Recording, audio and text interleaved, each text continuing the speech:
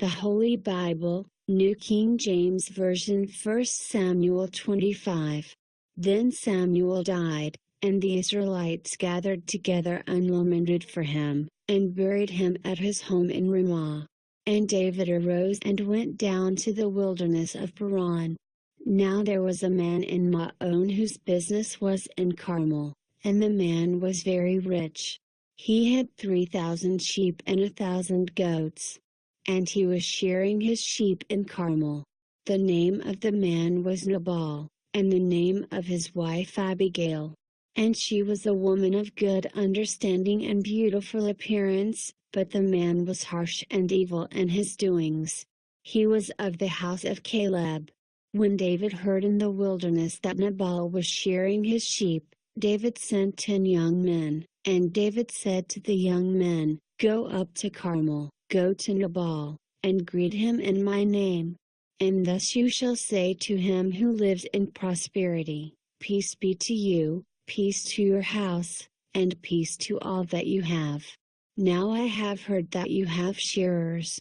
Your shepherds were with us, and we did not hurt them, nor was there anything missing from them all the while they were in Carmel. Ask your young men, and they will tell you. Therefore let my young men find favor in your eyes, for we come on a feast day. Please give whatever comes to your hand to your servants and to your son David." So when David's young men came, they spoke to Nabal according to all these words in the name of David, and waited. Then Nabal answered David's servants, and said, "Who is David, and who is the son of Jesse? There are many servants nowadays who break away each one from his master. Shall I then take my bread and my water and my meat that I have killed from my shearers, and give it to men when I do not know where they are from?" So David's young men turned on their heels and went back, and they came and told him all these words.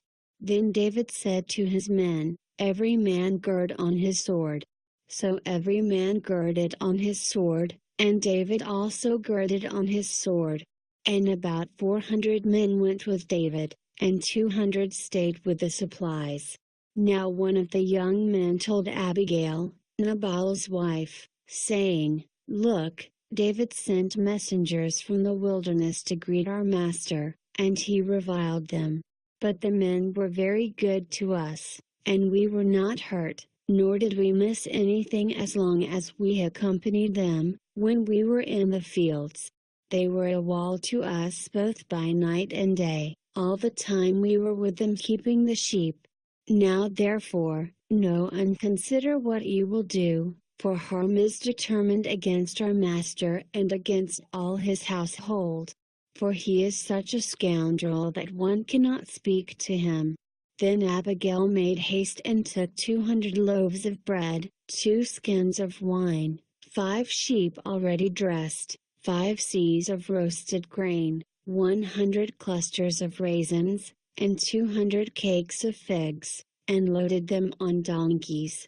And she said to her servants, "Go on before me, see, I am coming after you." But she did not tell her husband Nabal. So it was, as she rode on the donkey, that she went down under cover of the hill, and there were David and his men, coming down toward her, and she met them. Now David had said, "Surely in vain I have protected all that this fellow has in the wilderness, so that nothing was missed of all that belongs to him. And he has repaid me evil for good. May God do so, and more also, to the enemies of David, if I leave one male of all who belong to him by morning light." Now when Abigail saw David, she dismounted quickly from the donkey, fell on her face before David, and bowed down to the ground. So she fell at his feet and said, "On me, my lord, on me let this iniquity be. And please let your maidservant speak in your ears, and hear the words of your maidservant. Please, let not my lord regard this scoundrel Nabal. For as his name is, so is he, Nabal is his name, and folly is with him. But I, your maidservant, did not see the young men of my lord whom you sent. Now therefore, my lord, as the Lord lives and as your soul lives, since the Lord has held you back from coming to bloodshed and from avenging yourself with your own hand, now then, let your enemies and those who seek harm for my lord be as Nabal. And now this present which your maidservant has brought to my lord, let it be given to the young men who follow my lord. Please forgive the trespass of your maidservant.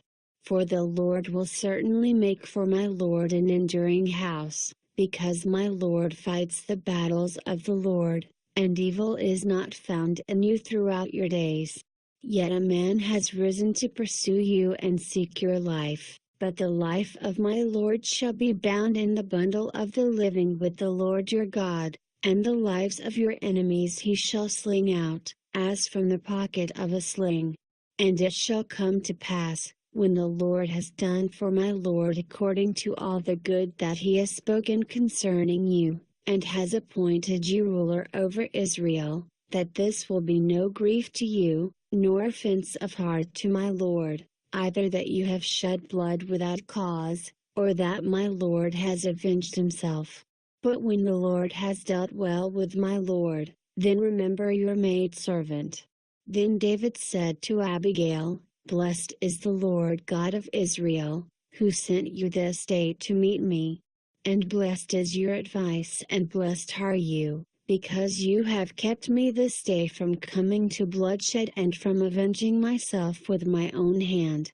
For indeed, as the Lord God of Israel lives, who has kept me back from hurting you, unless you had hurried and come to meet me, surely by morning light no males would have been left to Nabal. So David received from her hand what she had brought him, and said to her, Go up in peace to your house. See, I have heeded your voice and respected your person. Now Abigail went to Nabal, and there he was, holding a feast in his house, like the feast of a king. And Nabal's heart was merry within him, for he was very drunk, therefore she told him nothing, little or much, until morning light. So it was, in the morning, when the wine had gone from Nabal, and his wife had told him these things, that his heart died within him, and he became like a stone. Then it happened, after about 10 days, that the Lord struck Nabal, and he died. So when David heard that Nabal was dead, he said, Blessed be the Lord, who has pleaded the cause of my reproach from the hand of Nabal, and has kept his servant from evil. For the Lord has returned the wickedness of Nabal on his own head. And David sent and proposed to Abigail, to take her as his wife. When the servants of David had come to Abigail at Carmel, they spoke to her saying, David sent us to you, to ask you to become his wife. Then she arose, bowed her face to the earth, and said, Here is your maidservant, a servant to wash the feet of the servants of my lord. So Abigail rose in haste and rode on a donkey, attended by 5 of her maidens, and she followed the messengers of David, and became his wife. David also took Ahinoam of Jezreel, and so both of them were his wives. But Saul had given Michal his daughter, David's wife, to Palti the son of Laish, who was from Galim.